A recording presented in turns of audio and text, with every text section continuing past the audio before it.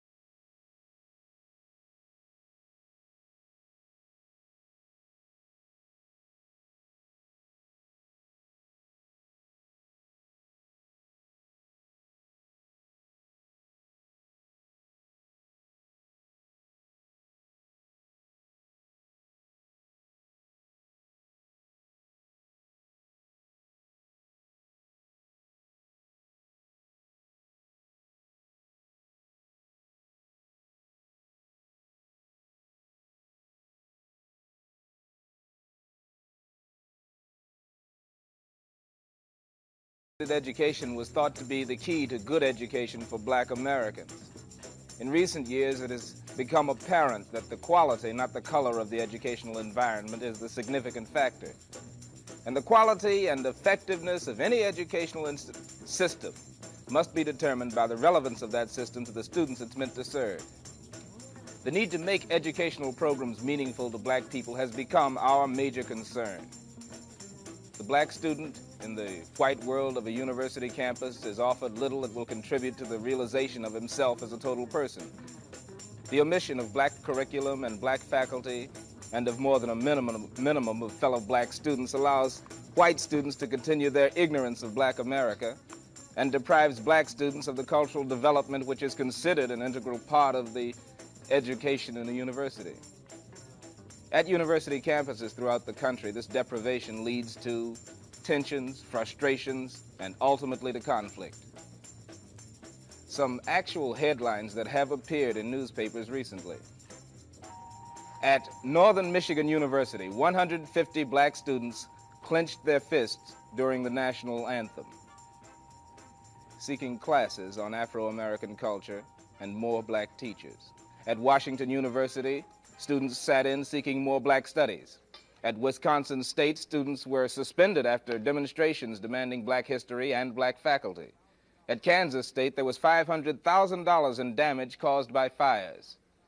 At San Francisco State, after more than 13 months of sit-in demonstrations, shutdowns, administrative hassles, student and teacher strikes, arrests, rallies, verbal and physical attacks from the state's governor down to fellow students, turmoil continues.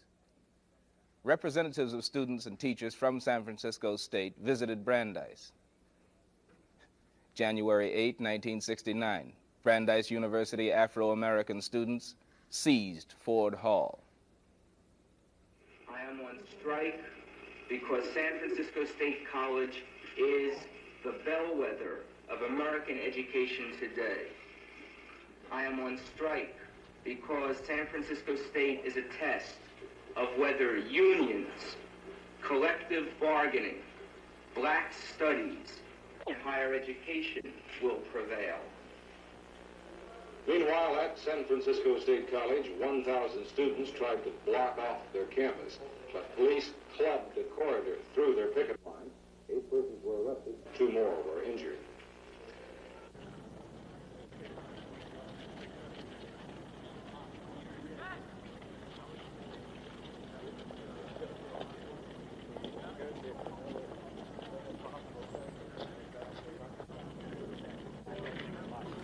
On January 8, 1969, at 2:30 p.m., acting out of sympathy with students from San Francisco State College and with their younger brother and sister students from the King and Timothy schools in Roxbury, members of the Afro-American organization at Brandeis University in Waltham, Massachusetts, took over an administration building, Ford Hall.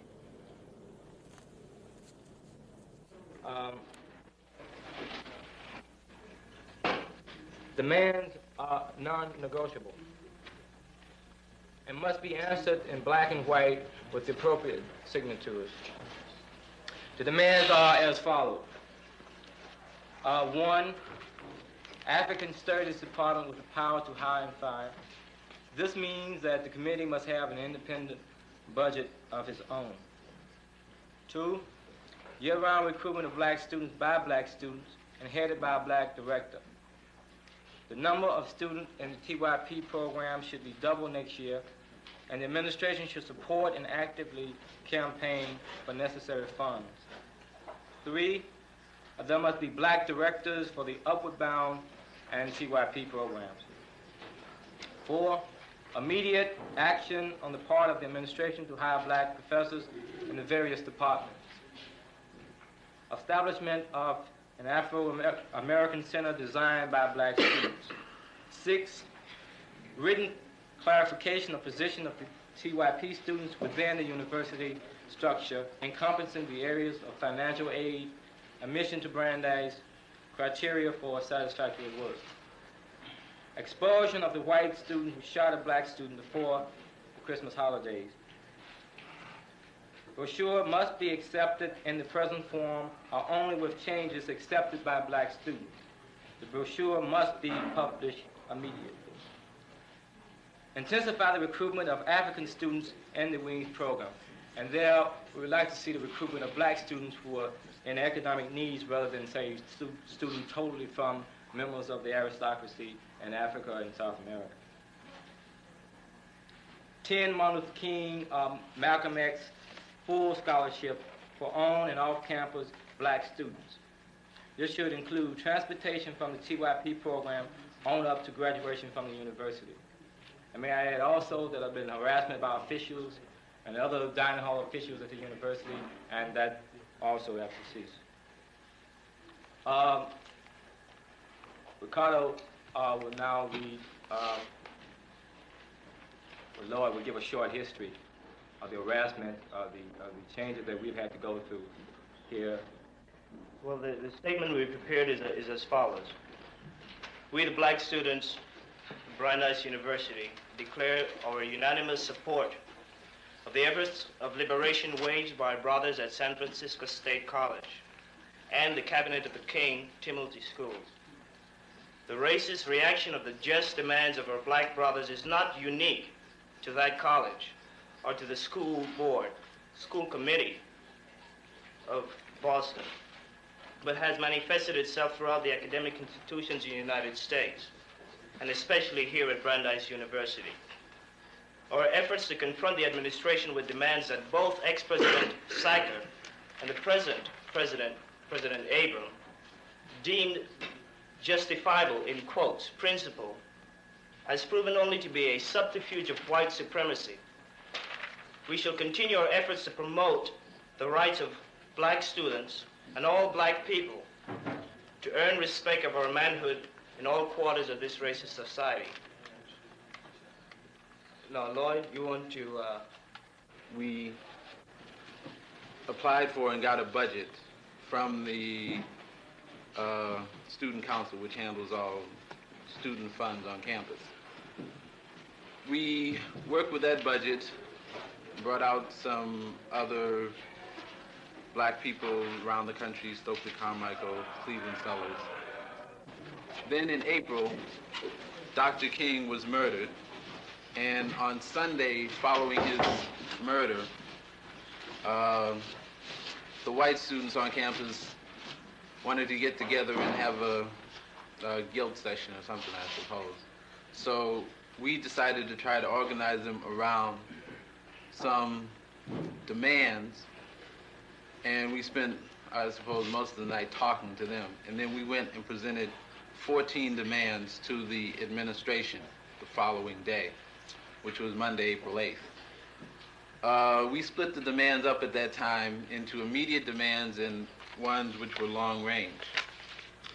The immediate demands at that time were an African Studies department headed by a black man, recruitment of black students by black students and directed by a black man, employment of black people at all levels of the university, 5 Martin Luther King Jr. scholarships, full scholarships. The long-range demands were 10% of the student body black by 1971. Afro-American Studies concentration, again headed by a black man. A graduate scholarship for black people who wanted to go to grad school and were willing to teach in the black community for the first 5 years after they got out of grad school. Well, we told them that we'll find you black students, give us $2 an hour, hire 5 or 6 of us, and we'll go out and find you the black students. We had a response of over 3,000 people who were interested in Brandeis, and we tripled our enrollment of black students on campus, as Lloyd said. One of the demands now is to further intensify this, because there's now this big backlog of black students that we have to get in contact with, and yet the university is dragging their heels on these points because they don't particularly care to look over this big backlog, it seems. Okay, I take it now we can, kind of throw the thing out to the group and things that you have to say. Saying, well, we want more black students so you could make them into more middle-class white. I mean, it's an African studies thing. It's just one part of a whole university. This is, well, it wouldn't really make that much of a difference. Everything else is so white-oriented. The whole problem with the black community is that there hasn't been a group of people with skills, so-called middle-class skills or whatever you want to call it, who have been oriented to helping the masses of the people. They have been oriented to becoming white people. But it seems to me that on all, I think that there's a fight that has to be fought on all fronts. And like the white university, this is not, what we accomplish here will make a difference, and I'm sure that if we, when we get what we want here in San Francisco State, and it will encourage schools, black students at schools, both black and white, to work for changes, because the black universities function on the same values and standards as the white universities do, and that's why just having a black administration in itself isn't the answer. You have to have, as the man Bill Middleton, who spoke to us today from San Francisco State, said, you have to have a black as opposed to a Negro university. And I think the Afro-American Studies Department, controlled, as we conceive of it, to be controlled by black people. It will be operated in the interests of black people. We'll be teaching, learning things that will instill the proper values and attitudes that we need to have. And I think that is a substantial step, and I think it will make all the difference in the world, or be the basis of making all the difference in the world for change. You know what I mean?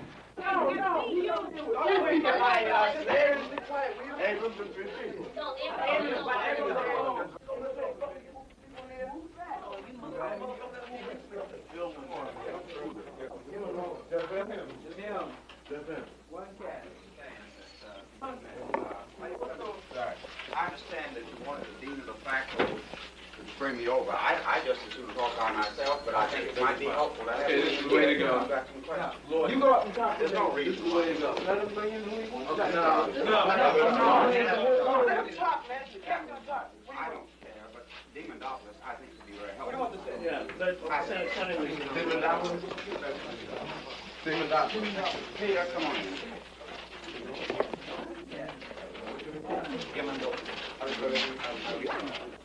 Understood through the faculty. You wanted me to come, and I am always delighted to talk to students. I don't know of any occasion on which I've ever refused to do so. So I'm delighted to be here. That the faculty this afternoon met and passed a resolution. I'm in sympathy with the resolution. Faculty, I think it's just a fair resolution. And the point, I think, of the resolution is that the faculty, representing a very central part of the community, do not think there should be negotiations in the university under threats of coercion. The dialogue should be free and open as amongst reasonable people interested in the common good. Now, is there anything else to be said? Mr. President, do you understand the demands? If not, I could read. I understand them. I read them, and I assume, Roy, these demands were never presented to me, ever, except, I don't think this is a perfect institution. Not by a long shot. I think there are many things around here that can be improved, and I would like to improve them. And I would like to have your counsel and your suggestions. So, I'm here gladly to listen to you. When you leave the building, I'll be delighted. Although the Brandeis Afro-American Group has stated 10 demands containing 32 components, the one basic issue is not dissimilar to that in public school situations. What is the decision-making role of students? The Brandeis Student Group demands that an Afro-American Studies Department be established and that they select the chairman. Faculty members throughout the country shudder at the kind of precedent that would be set by permitting students to select the chairman of a university department. As a university administrator, Brandeis President Morris B. Abram does not himself have the privilege of making faculty selections. Traditionally, faculty members choose new colleagues from among their peers. Impasse. The faculty won't give in, the administration lacks authority to give in, and the Afro-American students cannot give in.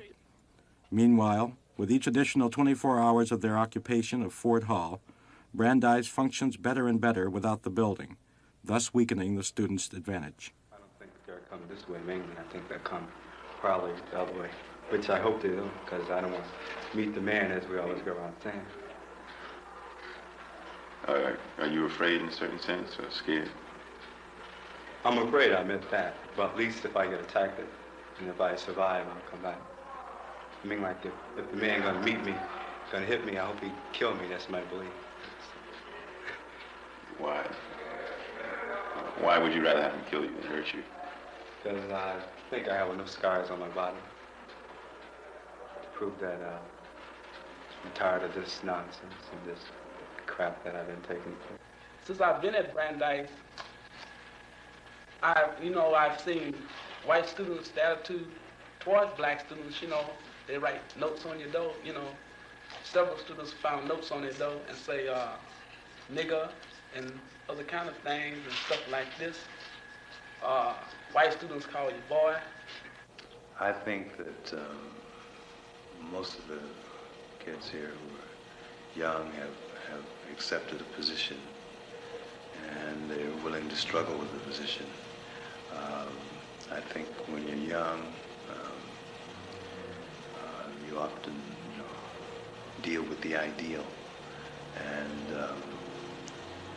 sometimes that is good, and sometimes it pushes an issue, and the issue in this particular instance is racism, and has to be dealt with a kind of third world view. And if you can't deal with it like that, then you're always going to get caught up in the man's negotiation process, which is, really a subterfuge for white supremacy. And then the white students feel that they're being racist because, what are we doing? We're just standing here. They can't accept the idea that they're actually irrelevant to the whole thing. And so therefore, they got to get indignant, and they're afraid to lose their balls. That's all it is. The blacks in this school, just like white students, are in a position of powerlessness, and the only power that they have at the moment is the fact that they're inside Ford Hall, and that power is gone as soon as they leave that building, and that's the first criteria that the president of the university has put upon negotiations. It seems absolutely absurd.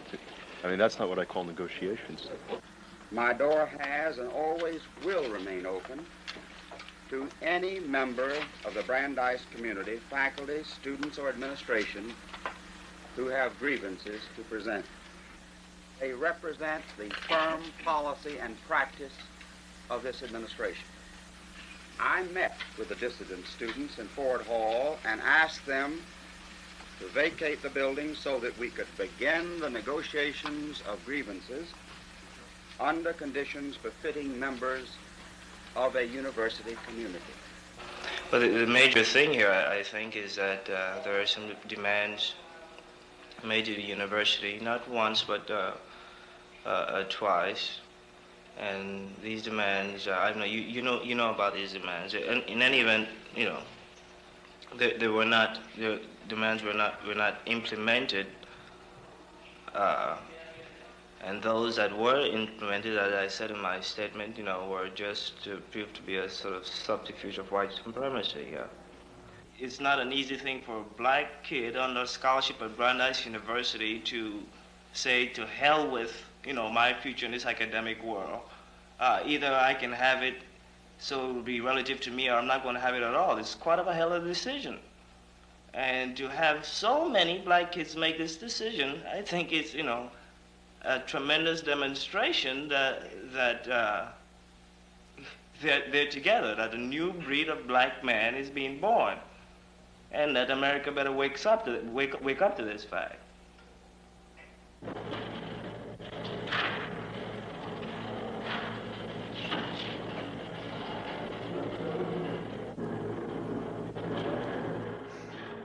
It is doubtful if Brandeis or any other major college institution understands the nature and the needs of their Afro-American students. Efforts toward this understanding must be demonstrated by action and implemented by changes. To discuss the significance of the actions by Brandeis Afro-American students and to help bring about a relevant educational atmosphere, Say Brother has invited a group of individuals, each particularly qualified to speak on the issue. Their discussion will be modified by Henry Hampton. Moderated, Jim, I hope, not modified. Moderated. Good evening and welcome to Say Brother. It's been 8 days now since black students at Brandeis University first took over Fort Hall, and the confrontation still continues. Tonight we have several guests from Boston's black university community to discuss with us the issues, the involvements, and perhaps to offer some prophecies on the future surrounding the situation at Brandeis. To my extreme right is Miss Doris Francis, who's a student of journalism at Boston University and a native of New York. To my immediate right is Mr. Ricardo Millet, who is one of the students from Brandeis. He is a graduate, but is also a graduate of the undergraduate school or something. He is presently a graduate student in the field of social welfare and community organization. To my immediate left is also another student from Brandeis who came here from Fort Hall to discuss the issues with us this evening, and this is Randy Bailey, who is a major in sociology. To his left is Mrs. Bernice Miller of Jackson College. She's an associate dean at the college. And to her left is Skip Griffin, who is a student at Harvard University, is chairman of the Afro-American group at Harvard. Before we begin our discussion, I'd like to read a statement from Dr. Lawrence Fuchs, who is a professor of American civilization at Brandeis. Dr. Fuchs was scheduled to appear on this program. Quote, upon his arrival at the studio, he decided it would be more appropriate not to have a white professor on a program devoted mainly to a discussion of black feelings and opinions on the concerns of black students at various universities in the Boston area. I think we thank Dr. Fuchs for his understanding. To begin with, it's been 8 days now, and Ricardo, what is going on at Brandeis at this present moment? What is going on at Brandeis, I think, is sort of a microscopic experience of what will be going on in the United States. We have a group of black students who have determined to make this community, that is Brandeis community, and the educational experience it has to offer, relevant to them. And we have decided to make this experience relevant to us by demanding certain conditions, minimal conditions, which would make it relevant to us. Randy, do you think the danger of a violent confrontation is past now that it's settled down to at this point, 8-day process? The position of the students in Fort Hall is not one of violence. We are there demanding our rights as students of a university, as black students, demanding the right to get relevant education, and we have not threatened violence. We are stating we are in this building to get our demands. We have not stated that we are going to have violence. We have been threatened with violence, but we are not, stating that we're going to bring violence. Do you think the situation will resolve itself peacefully then? I hope so. B. When we say will it resolve itself peacefully, what would you consider a resolving of the situation? Finally getting recognition that black people in a university are going to have education relevant to themselves. This is all we are stating. This is an issue of black people having relevant education. This is not an issue of student power, as was clearly demonstrated in the film. And you've said this because Yes. I've been listening to the broadcast.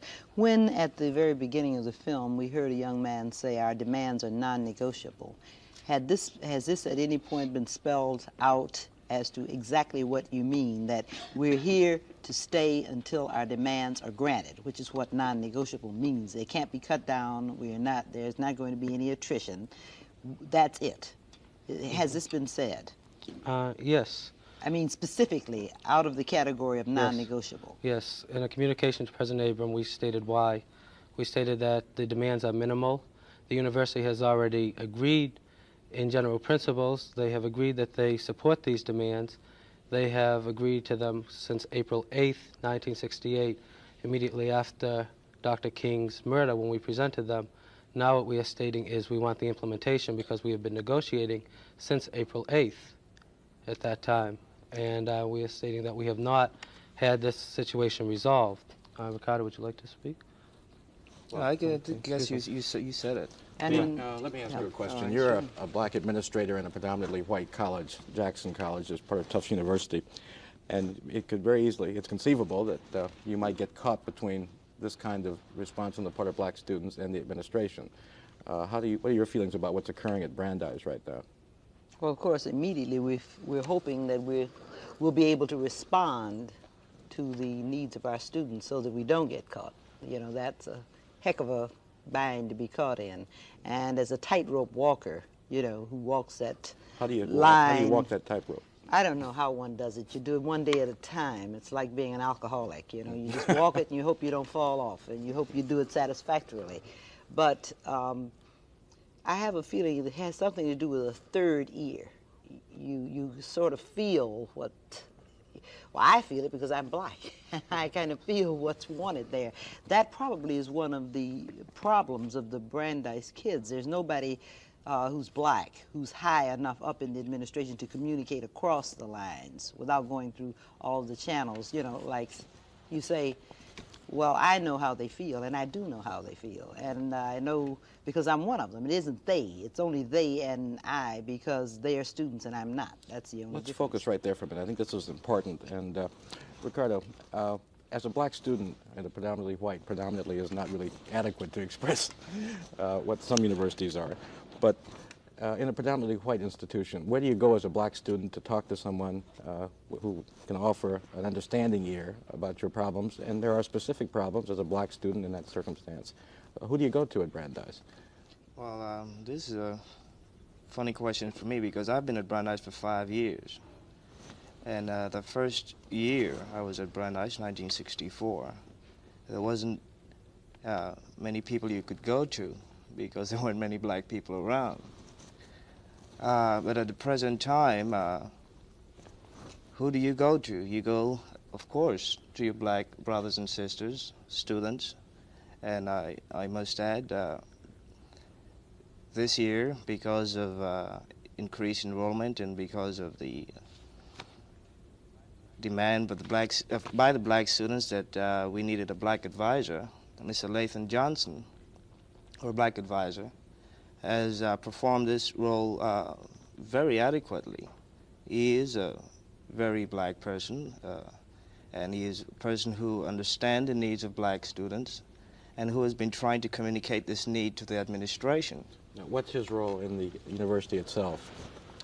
Well, right now he's been given many titles. The black students prefer to think of him as our black advisor. The administration prefers to think of him as the assistant dean of students. But in realistic terms, he is indeed the black advisor to black students. Other than this, there is the Afro-American Society. This is where most of the black kids go. We hash out our problems. We have seminars each week in black ideology, black thought, black feeling.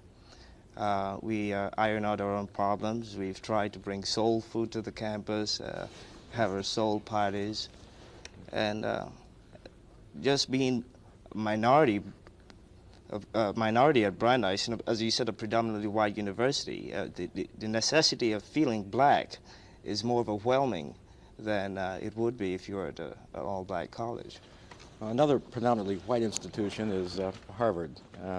Skip Griffin, Harvard seems to have avoided the kind of confrontation that Brandeis is undergoing. What are some of the factors in that avoidance? Well, I think each university is different in its response to black students. Harvard has not taken a rigid stance like Brandeis or some of the other schools. They've, to this point, been somewhat understanding. However, you know, the whole process of negotiation seems to be slowing down, and we still haven't had a black curriculum developed. I think the main reason why there hasn't been any conflict at Harvard is precisely because they're trying, or they seem on the surface to understand the problem and are trying to move towards some solution. Do you have some plan by which you can determine if they're moving fast enough or if they're moving in directions which you've actually required? In other words, you know, at one point do you say things are not happening quickly enough nor happening to our satisfaction? Well, that point comes February the 11th when the faculty decides whether or not they're going to approve the CEP's recommendation to establish a Black Studies department and to hire black professors to head up this department and to establish an Afro-American Center as a place for, you know, where black people can go and socialize and discuss ideas about what they want to do in the future. To this point, Harvard has a process through which you go through to make any innovations in the school, and the CEP is the first major step, and they have approved the program. CEP is? Committee on Educational Policy. And is there an executive job involved there?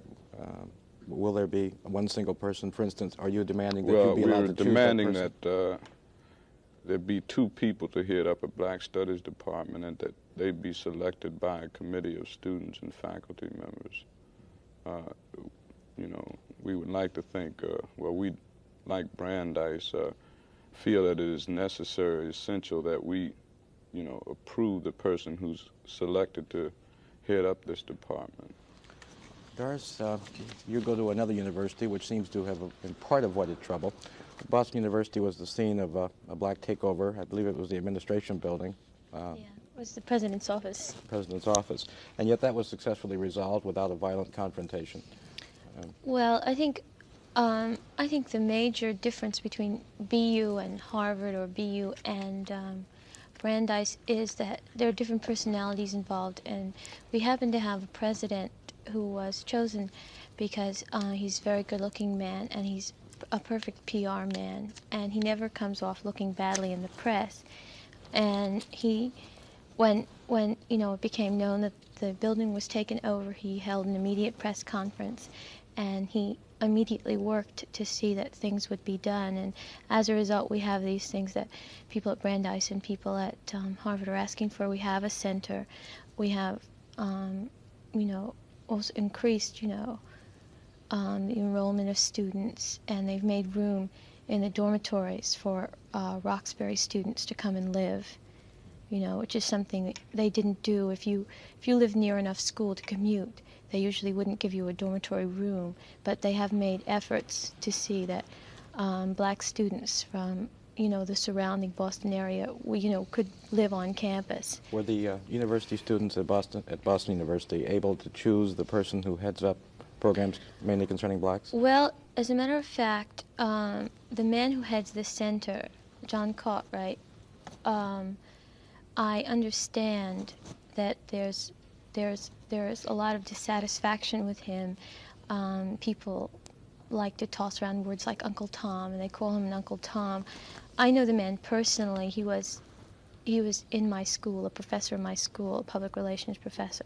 BU is divided into schools, and in my particular school I'm in, he was a professor, and he did me a very great favor once because I was a black student, and I feel that the man is trying. The kid's main gripe with him is that he is, part of the administration. He tries to work with the administration for the kids, and everyone is, in their sort of bomb-throwing bag these days, and so there's a lot of dissatisfaction with him. They want to depose him, but they haven't got a real case.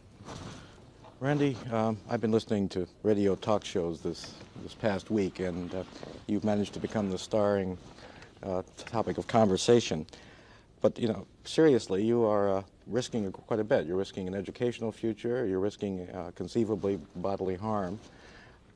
What series of incidents took place to bring you to the point where you were willing to risk, a future and good health to achieve a certain goal? Well, as I stated, on April 8th, 1968, right after Martin Luther King's murder, we presented a series of demands to the university, which was spoken to in the film.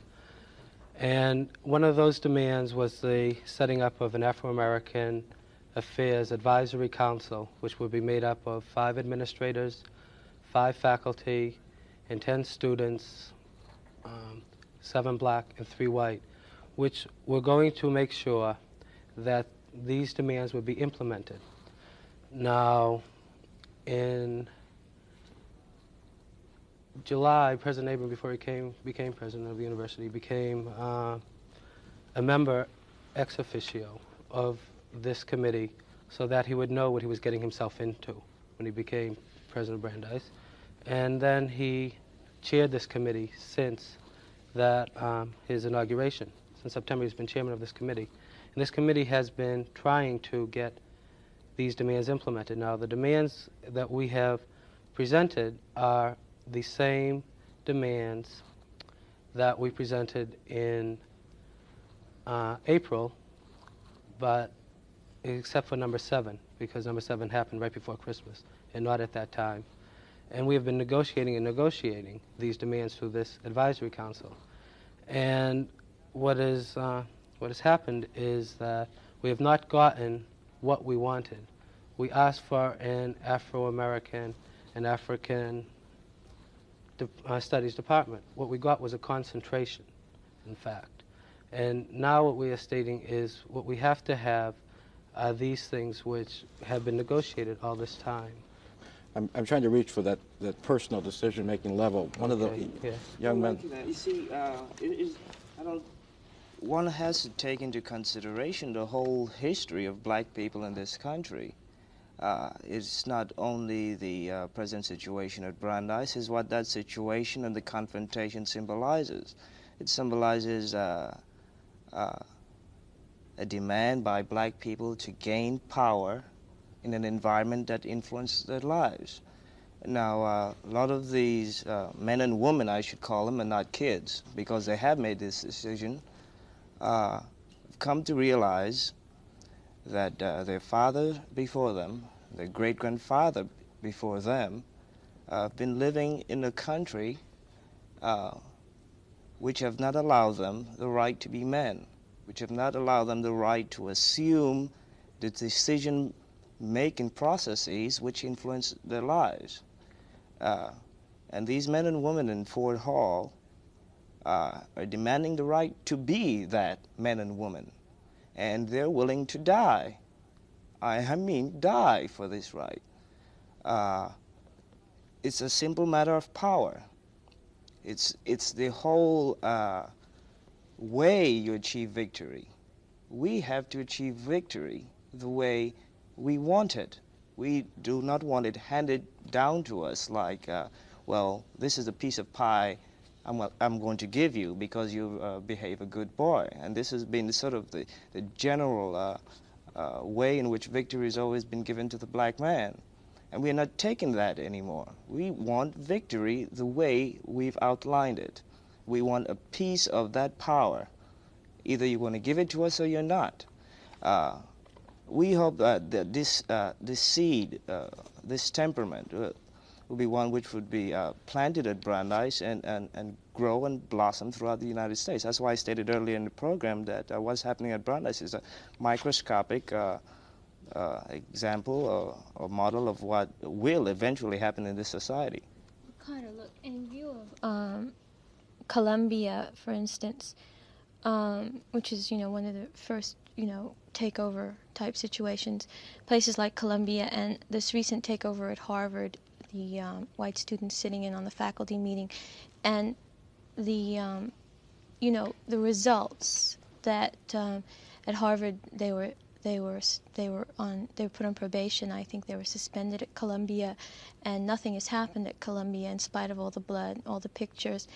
How is the decision reached to take over the building? What makes you believe in the efficacy of taking over the building in view of the fact that people who've taken over buildings have only failed, with administrations and with schools? Well, you're asking me what was the rational plan behind taking over Ford Hall other than any other place? Yeah, taking over Ford Hall rather than any other kind of demonstration. Why that sort of a demonstration in particular? First of all, Ford Hall houses the communication, the switchboard for the university, and it houses some valuable equipment. Plus the fact it houses the one little room where Mr. Johnson, I said it before, the black advisor, has his office, and it's one room or center, ironically, that black people have come together to hold their meetings and to speak with Mr. Johnson and so forth. And ironically, that's the building we happened to be in the moment we made the decision. So things just happened like that. I've got to challenge one thing you said, Doris. And you said that there have been failures, but for example, in San Francisco State, I think by no stretch of the imagination is that a failure particularly, because anytime you force the people in the state to confront the trustees of that university and their rigidity, people like Rafferty and Ronald Reagan, and actually begin to create significant changes in the university structure, or at least pose the question about change. It's not a failure. But a state college, I think, would be different than a private college. Do you see what I mean? People wouldn't be paying taxes, and people would probably have a lot less at stake, the public. Something like Columbia, a highly private university, something like Harvard. Say Harvard is one of the most powerful businesses in the country. I doubt if Grayson Kirk, past president of Columbia, would agree that the students had failed. But no, well, when Mark Rudd was here, he said that they had achieved nothing, that all they got was that the dean's office doors were open. And he said that in spite of the fact that that there was all this fighting and everything, that he said that it had done nothing, the demonstration to change Columbia. The fact is that this is not another Columbia. What we are in fact stating is that there are not black faculty people at Brandeis. There is a visiting lecturer, but there are not permanent black faculty people at Brandeis at present. What we are stating is the black people at Brandeis now consist of the students. And this is not a just student power. It happens that we are students, but the essence is that black people have to control their destinies within the white institutions of this country to make it relevant to us. And we are not approaching this, merely on the level of student power, like at Columbia. This is an issue of are black people going to control our destinies in the institution? At Brandeis, the case is that the only black faculty member that there is at the moment is a visiting lecturer. And so the thing is that we don't have this is not the same thing as Columbia. This is not just student power. This is the whole issue of are black people finally going to be able to control them? We are not stating that we want the student power of Columbia. We are stating, do black people have the right? We are putting this at issue. We state black people have the right to control what is their destiny within the institution. At Brandeis, it happens to be that the students are the people. Yeah, well, don't you think that student power is involved if students are going to choose a faculty head? Well, isn't this a big issue? This big issue that Abrams is against. No, Skip. I don't know. I think there's a danger in interpreting moves made by black students as student problems per se. Because I like to think that black students are an extension of the black community, and that the struggle on universities is just an extension of the struggle of black people. And I think the rationale behind taking over a building comes out of the understanding of the relationship between the powers that be and black people. I think black students today understand that we are powerless people, and that these universities are power groups. And we understand that power never concedes anything without a struggle, whether it's a moral struggle or a physical struggle. And this is exactly and this is what we have to deal with. The other thing is that taking over a building represents a new form of protest, a non-acceptable form of protest. And this whole matter is hooked up in gaining one's freedom. If one protests by the rules which have been set down by the power structure, one is really not becoming free from the man. He's still under the man's grips, you know. Yeah, let's follow that. Bernice, you know, you are a person who's got one foot in the academic community and the other very distinctly in the black community. You know, where are we going from that perspective? Well, I was going to say one thing, and I think we ought to clear that up very carefully. I would think that if we sat here and talked very much about we can talk about the tactics, because we've seen those, you know, taking over the building, but I'm sure the tactics are a part of a huge, you know, of a strategy that was very well planned. And if this is true, and we do think of the black campus as a faction or a part or an arm of the black community, certainly we aren't going to go into a large conversation about strategies on the air. I hope not. I'm certainly not going to be a part of that. So that would, you know, that would take care of that. I think it is really very true that large power groups do view power in a mercantile sort of way, like a discrete item, and if we give you some of it, we have less for ourselves. And I think there's another way to look at power. It can be shared. I think this is what we're talking about in the community, that when we govern, we wish to govern in a group of students, parents, and community leaders. This is the organizing principle behind the King cabinet. I think if I'm reading you, this is what you're saying. I don't think that you're really saying what it's been interpreted to us as. I think it's exactly what you say it is. Right. That if you take it out of one group's hands and give it to the other group, then you have the same kind of situation accruing. What you're saying is that you want a group of people of your choosing, with representatives from each segment in the university, to sit down with each having an equal vote to choose the persons that are going to do this thing that you want done. Is that what you're saying? What we have sent to the administration in the form, the whole question here is the selection board, who's going to select the director for the African Afro-American Studies Department. Now, the proposal that we sent in a while ago was that the three black students of Brandeis would be on this committee, and 3 black academicians, which we would choose, and the dean of faculty from Brandeis, who is white. We would accept this person on the committee, that this would be the committee. Reverend Virgil Wood stated this very eloquently yesterday in the Martin Luther King birthday service, which I attended, which I spoke. And he stated the issue very clearly, that this is the area of black culture.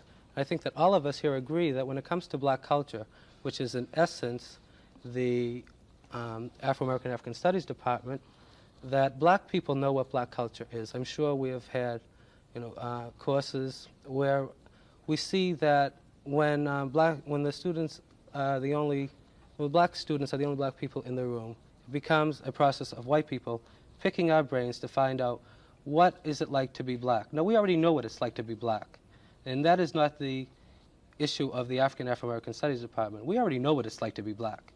And for us to sit there and to answer to white students, you know, this is what it's like to be black, we aren't getting anything out of the course. And what we want is black people there controlling this, and we are stating that it's not the selection board that's going to control the department. The selection board wants to make sure that we get the right director. We want to state, once we have examined every possible person that we can come up with, that we have chosen the person that epitomizes what we want at Brandeis, what we as black people, and I would assume black people all over the country would assume that, you know, this is what we call, you know, the person who is going to lead the way in this department. And then that person is free. The selection committee is dissolved. That person starts through the university procedures in, you know, directing that program. Now, we have stated, you know, we want a department with the right to hire and fire, which clearly states that we don't want, the selection committee does not want to control that department. We want to make sure that it gets off, is set off right by a black person, which we have full confidence in, which time the selection committee goes into, is no longer in effect. And we are sure that this person, the director or the chairman of this department, is the one who is involved in the hiring and firing. The selection committee clearly stated in that demand is not that the selection committee control the department, but that the department chairman control that department. And I think this is the issue right here raised by this. Are black people who know exactly, you know, what it's like to be black going to sit in black courses to have white people ask us what it's like to be black? Or are black people going to be running this program and working within the framework of we already know what it's like to be black, in which the white students will get out of this, plus the added dimension of black people demonstrating what black art is. This is the whole issue of the program. This is essential if any black studies, as we call it, Afro-American African Studies Department, is going to be of any relevance to black people and to white people. Now it's just relevant to white people. They're asking us what it's like to be black.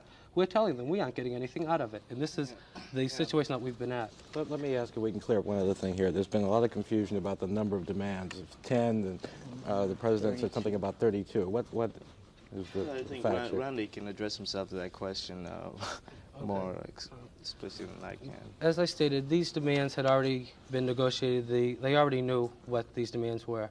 And we presented them in shorthand form.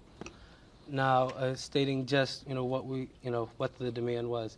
The administration said, we don't exactly understand what you want. So we wrote out under each demand, point by point, you know, what this demand means. And that now they've added this up and state this is 32 demands. Now, an issue right here is the fact that we have stated that the brochure be sent out, the brochure called The Black Student of Brandeis be sent out immediately. We have been writing this brochure, and the administration has been editing it. You know, we started on June 9th, 1968. Now, the answer of the administration is the fact that the brochure has already been sent to the publisher.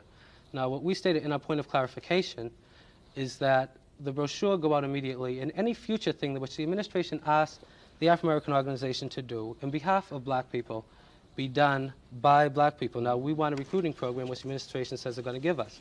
Now, we need a film for recruiting. This is going to be a vital issue.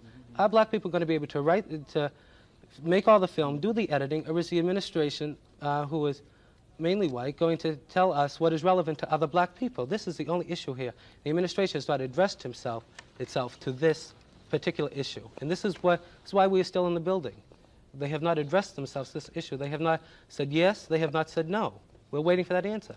Yes or no. Let me ask you another question here. Do you think that what's been occurring in Fort Hall has been fairly and accurately reported in the white press in the city of Boston? I don't think you can fight a black revolution with the help of a white press. Lately, in the last couple of days, the press has been attempting to be a bit more objective about it. You know, like newspapers, we try to allow only black reporters in. They most probably try to report objectively what's going on in the building, and of course they have to send it to the Home Office, and the Home Office is going to pick the most controversial aspect of it for editorial papers. They have to sell their papers, and they're also white. Do you think it's been basically, in the last couple of days, reasonable? Not totally. It has improved in the last couple of days. What I think has sort of counteracted the sort of false and equivocations of the press is that we've gotten this black bulletin out, which has been written inside of the building by the students inside of the building, and this has been the most objective report or press release we can say we've had. Has the university made any offers for the use of their public relations department or help of that kind?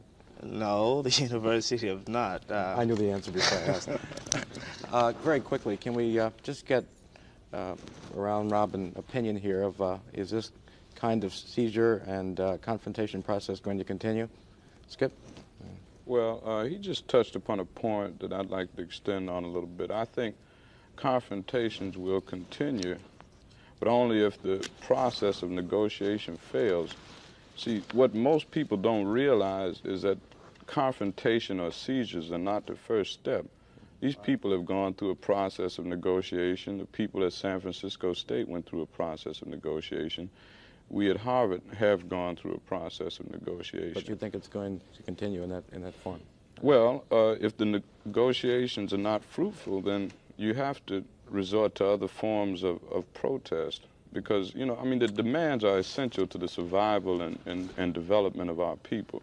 We only have a little time left. Nice but if we didn't have to go college by college, you know, as I say about the black community, school by school or neighborhood by neighborhood, and we wouldn't have to go this long route and finally end up with a frontal kind of thing. But I have no feeling that we won't have to go that route.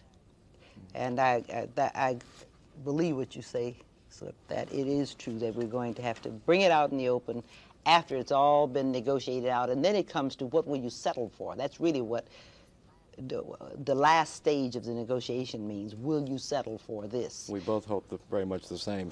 I'm sorry we're out of time. I found it an enlightening and interesting experience. I'd like to thank all of you for having joined us tonight and wish especially Randy and Ricardo the best of luck. I'm sure you were going to make it. If not in this particular instance, then we will all make it within days. Black Power on the university campus. Slightly altered, but equally effective. Say, brother, thanks you for joining us. And